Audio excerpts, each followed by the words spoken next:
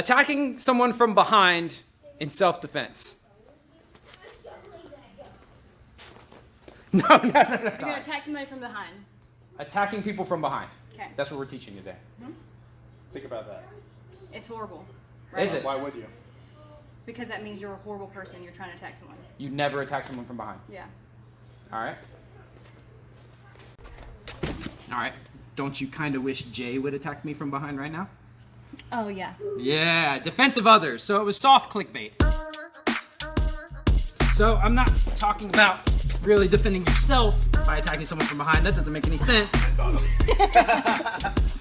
I'm talking about attacking someone from behind to defend someone else. So right now, Jay, that's what you got? So let's look. No, I'd probably come and choke you, to be honest with you. I'd probably come up behind you and go. Oh, the Geechee grab. Oh, that's the Charleston choke.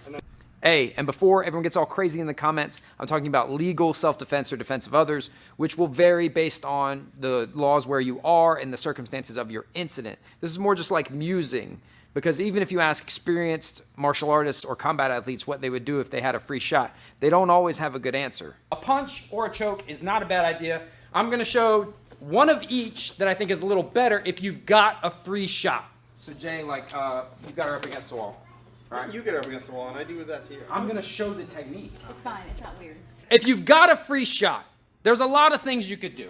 So we talk about a punch, but what punch? So a punch to the back of the head. Everyone thinks, oh, because a punch to the back of the head is fatal. That's why they're banned in combat sports. It doesn't really work that way. The punch to the back of the head is banned in combat sports because it does a disproportionate amount of permanent damage. Not because it's necessarily more of an instant kill shot than a shot on the button. So the hook we're going to use is this outside turned over hook. We did a video on which way to turn your fist for hooks. If we're going long range, right, we turn this thing almost all the way upside down, or like an overhand right.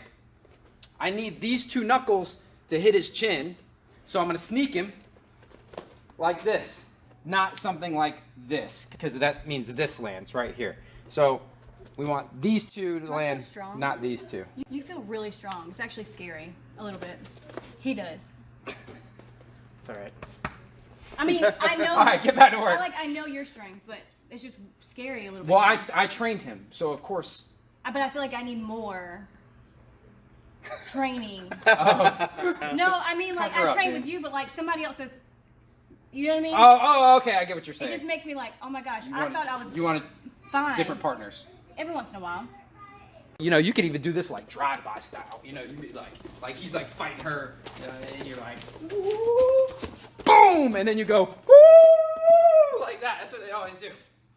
So the choke that we're gonna use, we're gonna use a little different style of rear naked choke. The tactical Teds down there would call this a century removal technique. A lot of you jiu-jitsu nerds think that I need to sink in a rear naked choke. I'm up on my tippy toes. That's tough for me, and he sort of gave me this. If he felt this coming on, right? You can stand up. This is tough, him being taller than me. So the very first move I like to use, we're gonna do a kind of janky half a choke. Cliff actually won a championship with this choke. I'm gonna come in, just like my rear naked choke. Shing. Yoke him up. I grab here. I don't need to make this choke happen yet. All right? I'm going to gable grip, and now I'm going to take this elbow and push it against his back. Right? So now, even though he's much higher and I don't actually have the choke yet, I have a lot of control over his posture and his balance, and I'm going to pull him that way. I'm going to kind of open the gate, and I take back and down. Whoa. Right now, I've got a pretty strong choke. Now, some of you guys are saying, well, you don't have any hooks in. Right? And it would be great if I get some hooks in. But the cool thing about this one is between this elbow. Huh? Oh, sorry. No, I'm good. Okay. I'll tap. Between this elbow, this grip, the choking, and it helps if you've got a little bit of. So, in other words, it's not helping you right now. Oh, shut up. This arm looks good. That's why I'm using this one, not the left one. Between my head, my arm, and this elbow is super important. Even if I don't have the greatest hooks, right?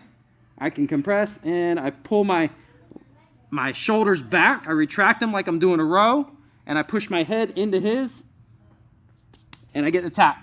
Or, I get the unconscious bad guy. He stops, whatever he's doing. If You want to be a total monster, a really bad person. When you get in this position and you get here, instead of me taking him back and down, I'm going to do like this. I'm going to be super nice. There's no way to do this. There's no way to do this at like 50%. You know what I mean? We're either got to do 10% or 100%. I want to take you, right, straight back, super nice, right? And I use the ground as the other thing. And I can sprawl my hips back, or I can stay like this. But the compression of me pushing on the back of his head, and then I do this, and I get it like that. Right? So why I like this better than the rear naked choke is I'm not as married to him. I can finish this standing pretty good because I've got this, and this motion. Jared, see if you can get that I'm retracting my shoulders back. So when we hit the ground, we got this hook. This is really all I need. But now some people are wondering what happens if you only get the bottom hook. So we end up with just the bottom hook.